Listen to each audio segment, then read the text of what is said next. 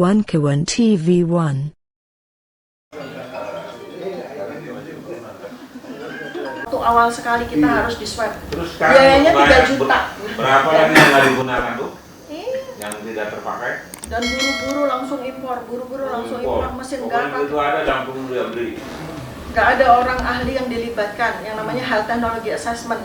Jadi setiap teknologi, setiap Suatu saat alat, akan muncul oleh itu. ya setiap alat yang akan dibeli oleh negara itu kan harus diverifikasi dulu. Ini kan asal-asalan aja, nggak ada tender, nggak ada apa.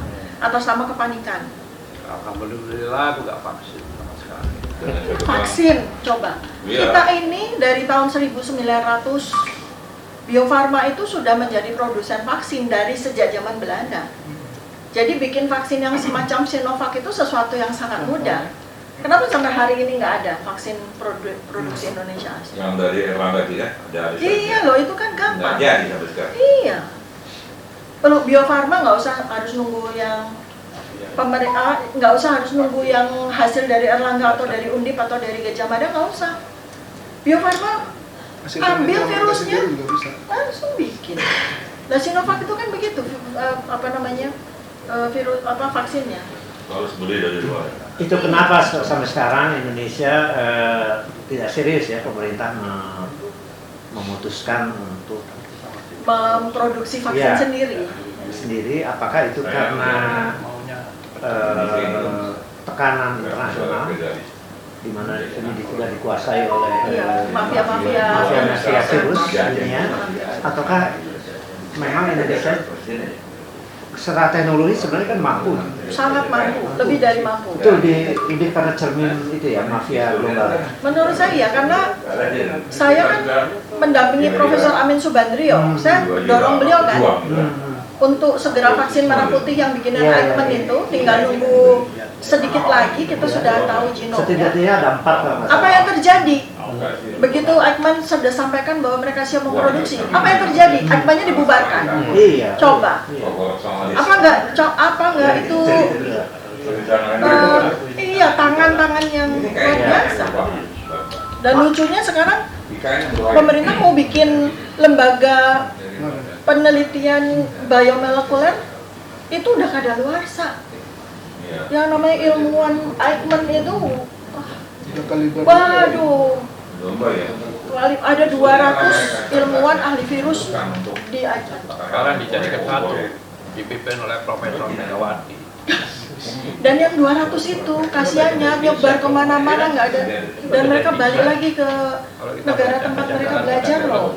200 orang yang direkrut oleh Profesor Sankes Marzuki itu, wah, pergi banyak mirip PTDI kan, di ekspornya akhirnya kemana-mana. Iya, mirip kayak PTDI.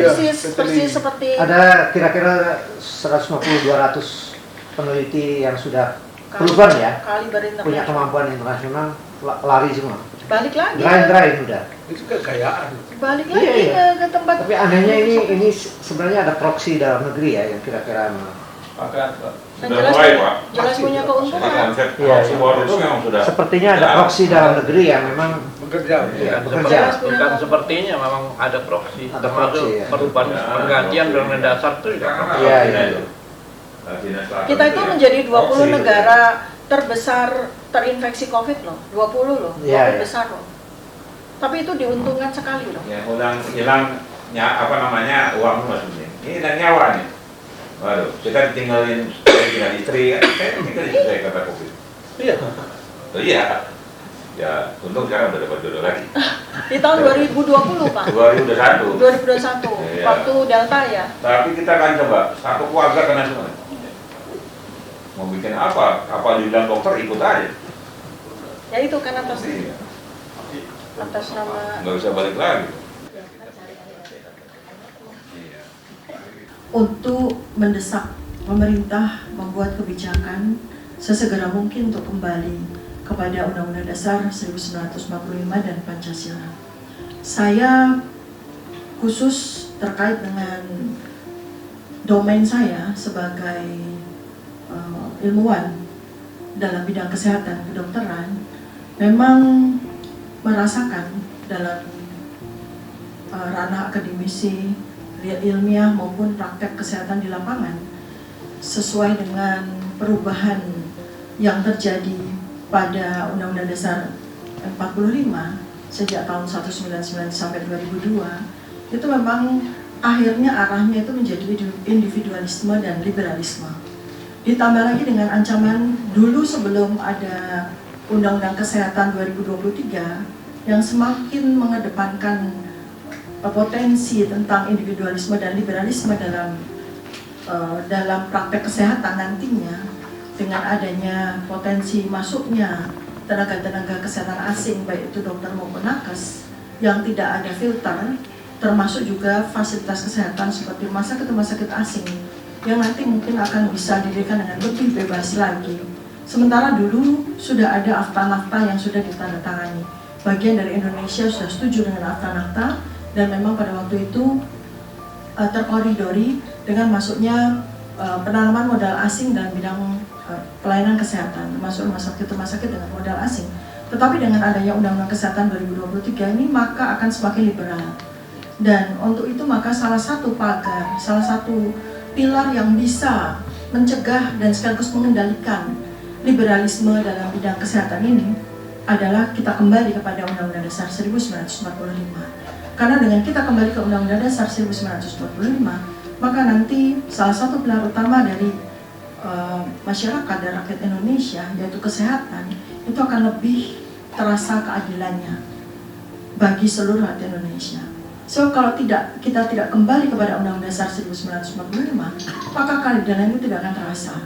Yang kaya akan mendapatkan fasilitas yang lebih daripada rakyat kebanyakan yang sebagian besar menjadi bagian dari seluruh penduduk Indonesia. Jadi ini memang bagi saya secara pribadi sebagai salah satu dari tenaga kesehatan di Indonesia itu sangat penting bagi kita untuk terus menggulirkan desakan untuk kembali kepada Undang-Undang Dasar 45 sesegera mungkin. Memang ada satu hal yang saya secara pribadi juga agak sedikit mengganjal, yaitu tentang pemilihan presidensi. Artinya kalau kita kembali kepada Undang-Undang Dasar 45 seutuhnya, maka berarti kita akan kembali kepada jabatan presiden yang bisa diperpanjang lebih dari 2, bahkan bisa lebih. Nah, tetapi saya bahagia dengan pidato dari Pak Lanyala ini, karena memang sudah dipikirkan oleh DPD untuk kembali kepada Undang-Undang Dasar 1945, tetapi dengan amandemen atas beberapa pasal. Nah, ini buat saya ini sangat ideal. Artinya kita kembali kepada Undang-Undang Dasar 45 secara utuh, tetapi dengan ada beberapa pasal yang ditambahkan, terutama terkait juga dengan pemilihan presiden. Saya sepakat bahwa memang sebagai generasi muda, saya merasakan betul, saya bukan generasi muda sih, saya generasi transisi.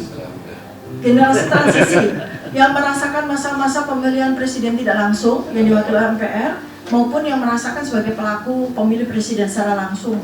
Memang ada perbedaan dan itu memang menjadi ancaman, betul, terhadap kohesi, terhadap keterpecahan dari bangsa ini akibat dari sistem pemilihan presiden tidak langsung. Dan ini mudah-mudahan bisa menjadi satu koridor yang disepakati juga oleh seluruh komponen bangsa ini.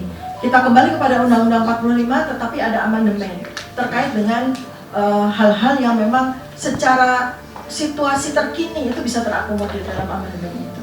Demikian apa yang ingin saya sampaikan, mudah-mudahan berkenan bagi Bapak Ketua dan menjadi pemikiran bersama yang kemudian kita sepakat untuk menggulirkan wacana ini terus sampai jadi keputusan pemerintah. Amin, Allahumma amin.